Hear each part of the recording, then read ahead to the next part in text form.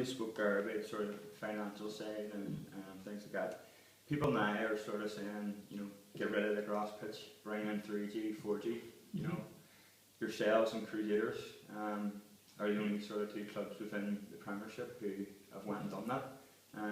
Would you advise it to other clubs, or is your opinion on it? I sort of sit in the fence on a little. I mean, our situation was different, being totally honest.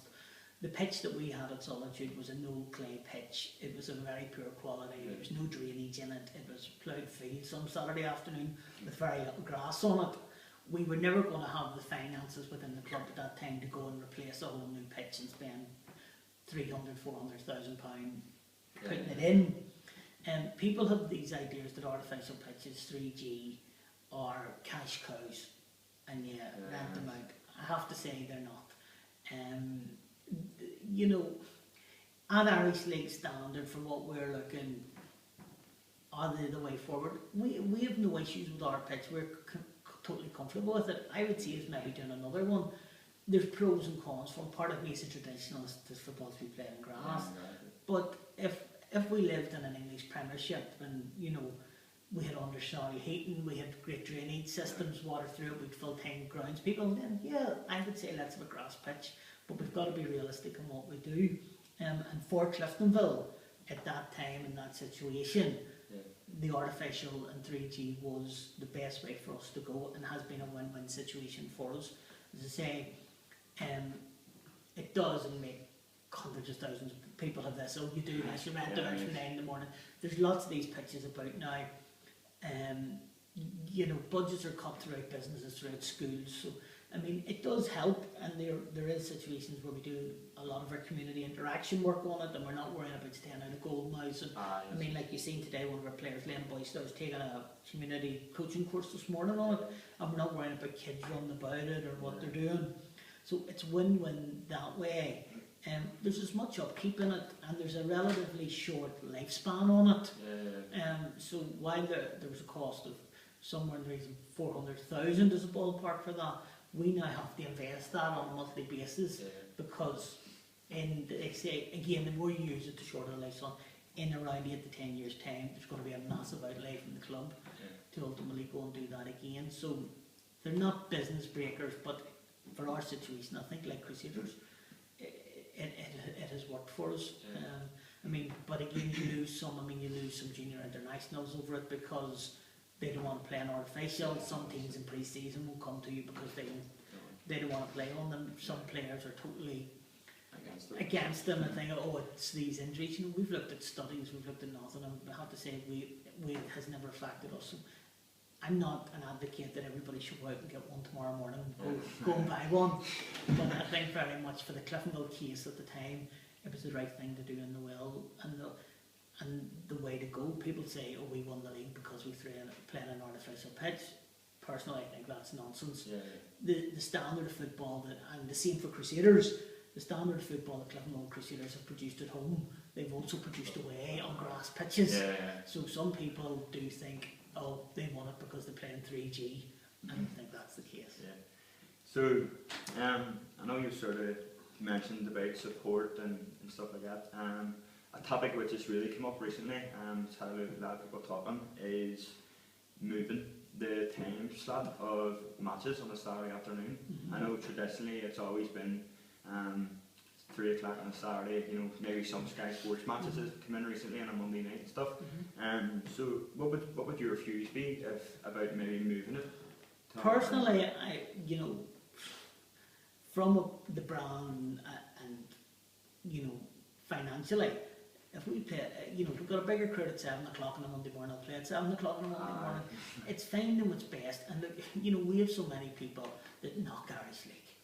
We have so many knockers within Northern Ireland. They're the same people that sit and they go to England, Scotland every Saturday afternoon. I wouldn't watch that rubbish, I wouldn't watch that. They don't, the standard of Irish League football does not get the credit that it deserves. And there's some cracking matches played at 3 o'clock on a Saturday afternoon. We as a club and other clubs, and I discussed this with a number of chairmen of other clubs this week, we have tried things. We've looked at Friday nights. There was one statement made, oh, we're now allowed to play, we should play on Sundays. We looked at Sundays, other clubs have looked at Sundays. what you looked at, what you based, what you gained, you lost on another hand. I mean, I can sit in the house on a Sunday and turn on football at 12 o'clock in the afternoon and go through to 10 o'clock at night. Yeah. Why would I get up to come out? Other than what I talked about earlier, it's my club, it's my passion, and I think club's emphasis should be almost building links with the community and getting the product right and around social interaction, around facilities, and you know, can they come and have a beer and watch the game? You know, can they come and have a meal? It's a social aspect to it. I don't really think the time, and them that want to come to games will come, whether it's at 7 o'clock in the morning or 7 o'clock at night, because what you lose. So we ultimately as a club have ended back at 3 o'clock on a Saturday afternoon. Now that doesn't mean there are times that it suits the manager, or you know, we have a Sky game at the end of the month, so rather than playing Saturday Monday, we're playing Friday night, Monday night. So there is times that we will use it. We've tried 5 o'clock on a Saturday in the past, we've looked at Sunday football, we've looked at Friday nights, and ultimately we keep coming back to the hardcore support. And Gates, their peaks and troughs, you know, I mean, Manchester United, Barcelona, Manchester United, Liverpool, they'll draw bigger games than Manchester United, than some lower European teams or Premier League clubs. So it's got to be a product and excitement. I mean, I ultimately, and this is totally a personal view and not one of the club, is that we need to look at, is there too much football in Northern Ireland? The Premier League in Northern Ireland is the key product that we have. But sometimes within the infrastructure of the IFA, we're competing with ourselves. So I would almost say, let's have a Premier League that we're proud of. Let's have a Premier League that's the flagship of football within the association, and maybe move some other games, because where we see increases is, you know, we're competing with amateur league in the afternoon. There's too much football on a Saturday.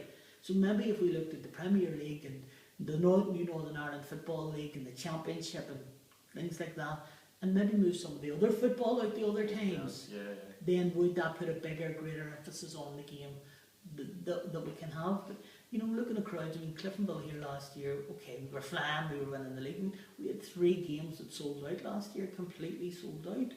I mean, Boxing Day, us and Crusaders here last week. Now, you know, we could have doubly sold it. You know, we played Linfield here, you know, we could have doubly sold that. So I think people want to be attached to a winning brand. They want to be part of it, and they want to be there. Oh, I was there when that happened. So I don't think ultimately just let's move a game and everybody's going to flock in. That's not the answer. It most definitely isn't. It's looking at, well, what else are we competing with? Can we remove some of the competitors? And ultimately then, some of the people that go to our games, will they go to amateur league games on a different day? Would they go to an amateur league game on a Friday night and come here on a Saturday?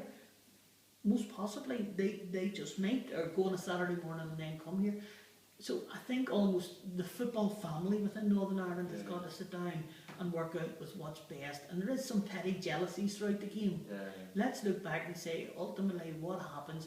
Because everything we're doing should be for the association to look at our international team. Northern Ireland's on a buzz today. We beat Russia last night. You know, that's fantastic. Nobody ever thought it would happen, but it has happened. But rather than just the IFA being an international setup, let's take domestic football in and let's start promoting ourselves and working together. I mean, another thing, and I say this in my own personal view, was what I was going to say. You know, is there too many teams in the Premier League? And you know, is Northern Ireland a big enough country to have 12 Premier League teams? And I think that's a bigger discussion that needs to take place. And look, do we have the quality of player? You know, and some clubs do, but another game, do we have enough support? You know, would we be better off with 2 10s? You know, I don't know, but I think there's other underlying problems that we should have a look at and develop, rather than just throwing the baby out with the bathwater and trying to play, oh, we'll play on a Monday night and everybody will come. That's not the case. Right, Gerard, thanks very much. Not a problem, you're welcome.